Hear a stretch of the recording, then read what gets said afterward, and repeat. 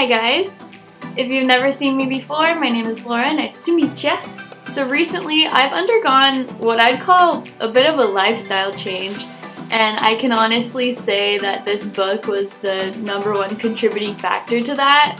You know, I'm 21, I'm a senior in college, I'm kind of getting to the point where I need to learn how to be an adult. So for a while I had seen bullet journals floating around social media, like on Pinterest and Instagram, but I honestly had no idea what exactly they were until I started investigating for myself. The first video that really motivated me to start looking into bullet journals was actually Kaylin Nicholson's.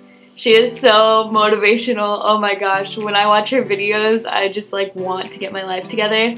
And Amanda Rach Lee is kind of the bullet journal queen, so if you want to get some inspiration on making it look really cool and, you know, all the setup, she's a great resource. But besides that, I was thinking of making this into a part 1 and a part 2. I want this part 1 video to kind of just explain the purpose behind a bullet journal, kind of key components, like the foundation of it all, so that way when you start your bullet journal setup and all of that, you're not completely overwhelmed. And then I think for part 2, I'm going to do a little bit more of the actual physical setup and tips that I've found with that. It's been a little over a month that I've been bullet journaling, so I feel like throughout the few weeks I've been doing this, there are things that I've learned that work better than others. First of all, what's the point, what's the purpose of a bullet journal? I think kind of the obvious one is, yeah, it helps you organize your life, great. And it is a lot like just like a weekly planner, but it's also a lot more than that. When I'm explaining it to people, what I like to say is it's like a customizable weekly planner, but at the same time it's kind of like a catch-all journal. It's a brain dump. Anything you need to keep track of in your life, even if you just need like a doodle break, this journal can suit all of it. And I guess everybody's purpose for their bullet journal will be a little bit different. For me, I really needed a system for day-to-day tasks and to-do lists. The most unique thing about a bullet journal is it starts out blank. So this is what a blank page in the bullet journal actually looks like. Because you're getting a blank journal, it's completely customizable day to day, week to week, whatever you need. You are creating the space you need to help give yourself some mental clarity. Nobody's journal is going to look the same. You might want to use it for a budget tracker, whereas somebody else might want to use it for a lot of work planning and work tasks in their career.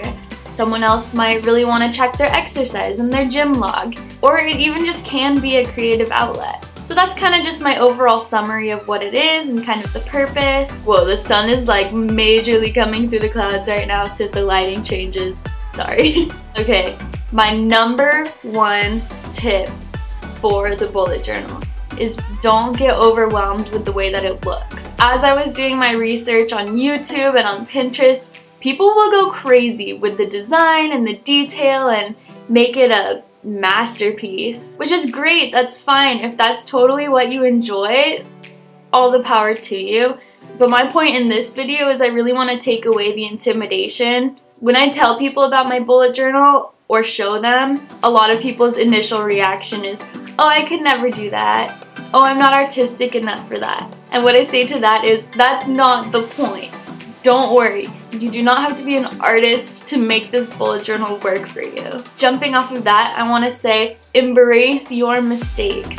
I myself am a perfectionist and have struggled with it my entire life, and believe it or not, this bullet journal is actually a really good exercise for me to kind of just roll with the punches. If you mess something up, just go with it, make it work, you know, go with the flow. It's really not the end of the world if you make a little mistake in there, because you're doing this for you. You're not doing this to show everybody else. You're doing this to add value into your life. A few other things that people always bring up when I talk to them about my bullet journal is the time factor. And I know when I show you my journal, you're probably gonna think, oh my gosh, I do not have time for this. There's no way I can spend so much time just setting up my planner when I actually need to use it. And to this, yeah, I totally understand, I guess my best advice would just be to block out one time in your week that you can actually set up your weekly spread. And if you end up really enjoying the setup process, kind of make that a reward for you. If this is more of a tedious task for you, put it on your to-do list. Make that a part of your week that you get done to help set you up for another productive week.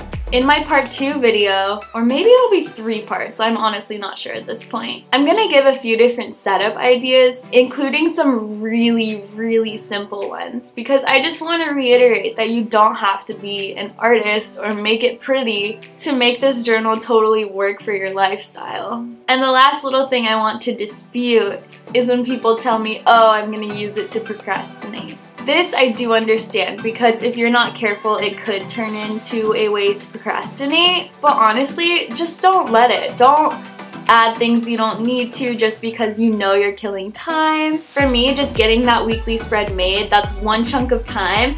And then from there on out, I'm literally just using it. So procrastination-wise, I guess that would more just come into play if you're adding a bunch of extra pages you don't need, or you know, just using it as a way to avoid your other responsibilities. If you're gonna start this, just go in with the mentality that this is a tool for you to use to help your life and not to make it harder. Now that we've gotten through all of that, I'm gonna show you my bullet journal and just give you a peek into some of what I think are the key components of any bullet journal. So one thing that I've seen that's pretty consistent across all bullet journals is breaking up your day into events and into tasks. And I really like this because then it's a clear view of this is what's happening today and this is what I need to get done today.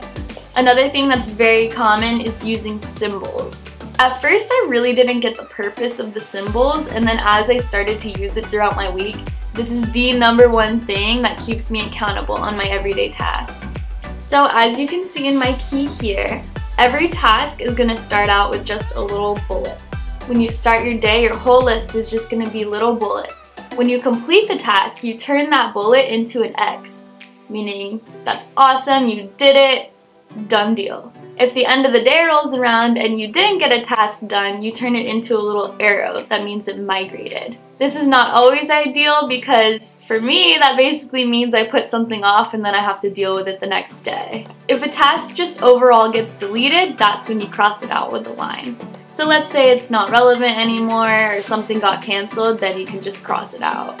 And I wanted to show you just in a week how that kind of looks. So as you can see here on my Thursday, I was a little ambitious. I had a lot of things to do and they all pretty much turned into arrows. Meaning at the end of the day, I had to go through my task list and see what I didn't do and then draw arrows to migrate them to Friday. For me, a good rule of thumb is if I have to turn a bullet into an arrow, then I also immediately write it as a new task for the next day. This is such a good accountability thing because for me, when I used to use planners and agendas, if I didn't get something done, it kind of just sat there, I ignored it, I moved on. With this, pretty much everything I write down will eventually get done because I just have to keep writing it until I get to turn it into an X when I complete it. And I am not even exaggerating, guys. My productivity has gotten so much better, and I was a huge procrastinator, still am, but it's really gotten a lot better. So that's kind of where I wanted to stop on this first video. I really wanted to focus on the purpose and a few tips and just your mindset going into this. You don't need to be an artist. This is bringing value into your life. This is supposed to help you and make things easier and not be a burden on you. It's okay to get inspired, but don't let it overwhelm you. Like I said, some people are total artists and just go crazy with this, but look at it with the mentality that this journal is for you and it's going to make your life better. Alright, so with that, I hope you are looking forward to part 2. Part 2 might be a little more fun just because you'll kind of get to see more of my journal and, you know, some of those setup tips to help you get ready for your week. If you've made it to this point, you're awesome. Thank you. I hope you're ready for part 2 and have a great rest of your day. Bye! Oh yeah, if you found this helpful, don't forget to subscribe if you want. Okay. Bye!